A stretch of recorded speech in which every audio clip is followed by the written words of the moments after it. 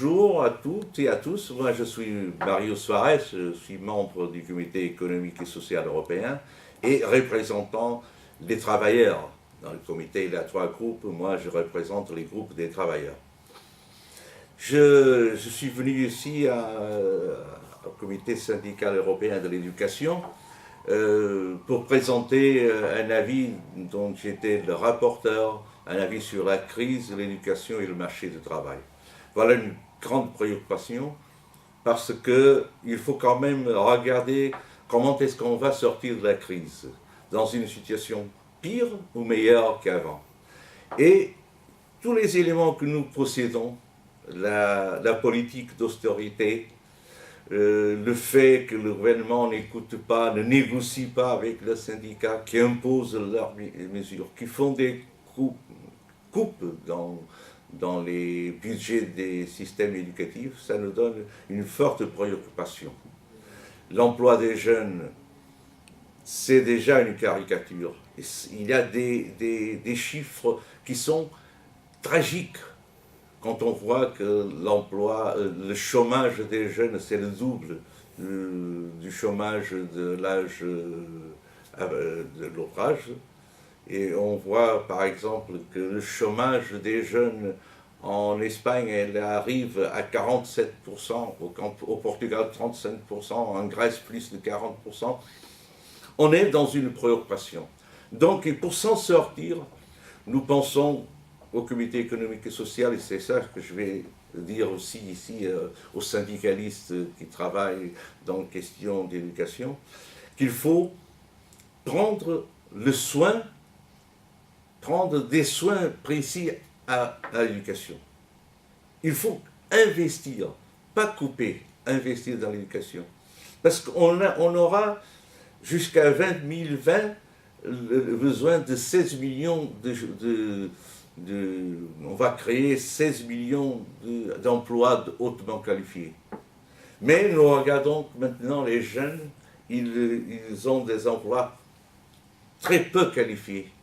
Ils sortent, ils ont des bas salaires, ils ont une situation qui ne peut pas choisir sa vie. Ils partent plus tard chez leurs parents.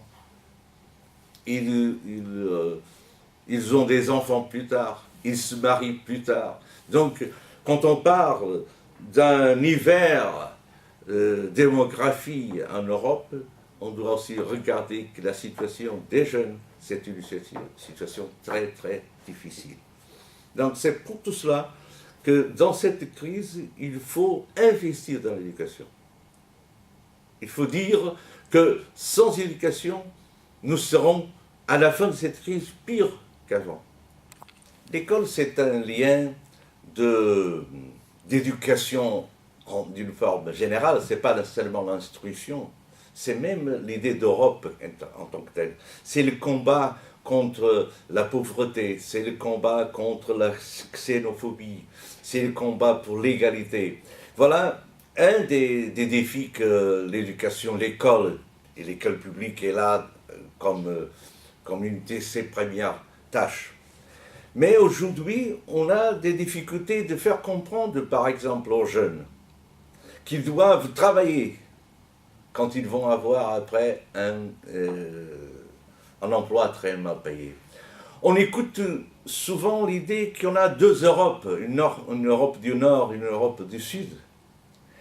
Et malheureusement, moi, je ne suis pas fier de voir, comme Européen, je ne suis pas fier de voir brûler le drapeau allemand dans une manifestation à Athènes. Donc il faut que les enseignants puissent, dans les classes, comme une tâche éducative, de donner l'idée d'Europe comme une Europe de liberté, d'égalité de chance, d'égalité hommes-femmes, d'égalité jeunes-vieux. Il n'y a pas un combat entre nord-sud, il n'y a pas un combat entre jeunes et vieux, il n'y a pas un combat entre hommes et femmes. On est tous dans le même bateau, on est tous dans le même combat. Et moi, je trouve que dans cette crise, en disant que les vieux, les travailleurs plus âgés, doivent travailler en plus et qu'on ne donne pas des conditions quand un travailleur de 50 ans va au chômage, il ne travaillera plus. On ne profite pas de la connaissance des travailleurs plus âgés pour enseigner, pour réintégrer les jeunes au travail. Et les travailleurs plus âgés, ils ont une expérience, un savoir qu'il faut aussi profiter. On ne peut pas exiger aux travailleurs plus âgés de faire les mêmes fonctions.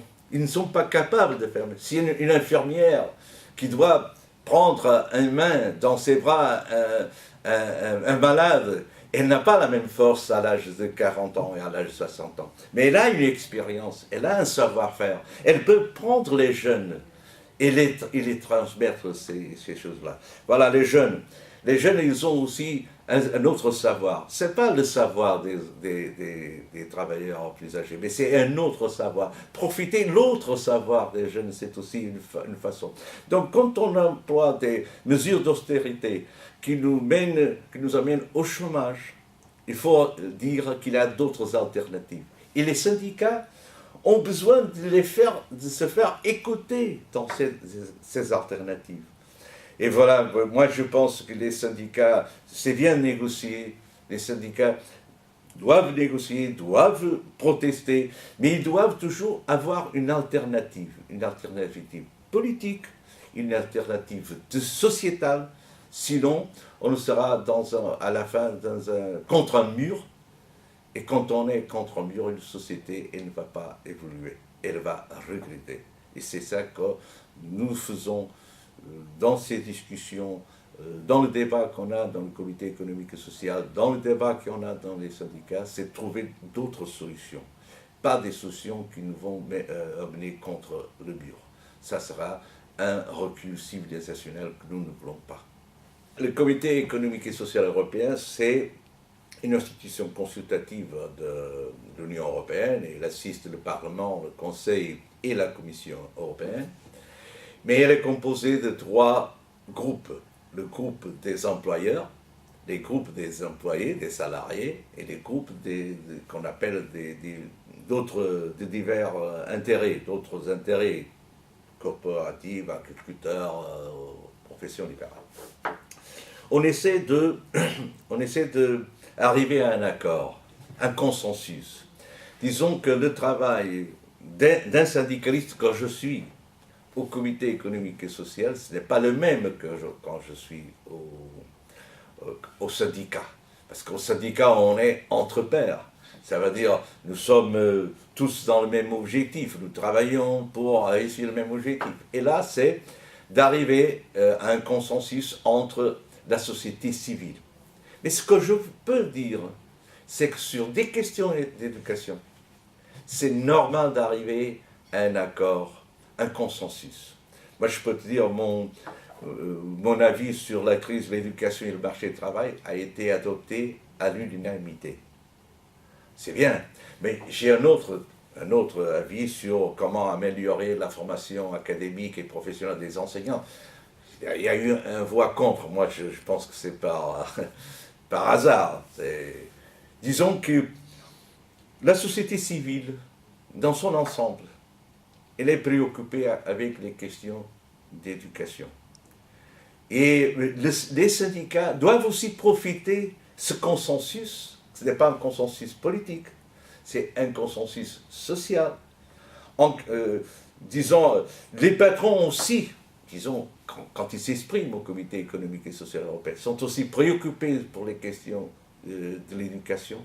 Donc on doit profiter des syndicalistes de ce consensus qui peut avoir dans des organes comme le comité économique et social européen. Moi, je travaille dans les questions éducatives au comité et moi, je représente ce que les syndicats pensent. Je dois travailler pour un consensus, mais à la base de ce qu'est mon origine des syndicats des enseignants. Et ils ont réussi, disons, avec discussion, en montrant les données statistiques, en montrant que les jeunes, maintenant, ils ont une situation très, très difficile. Bien sûr que les représentants des employeurs, ils savent aussi, ils sont aussi des parents, ils sont aussi membres d'une société, ils veulent aussi que les jeunes puissent profiter de leur connaissance. Voilà.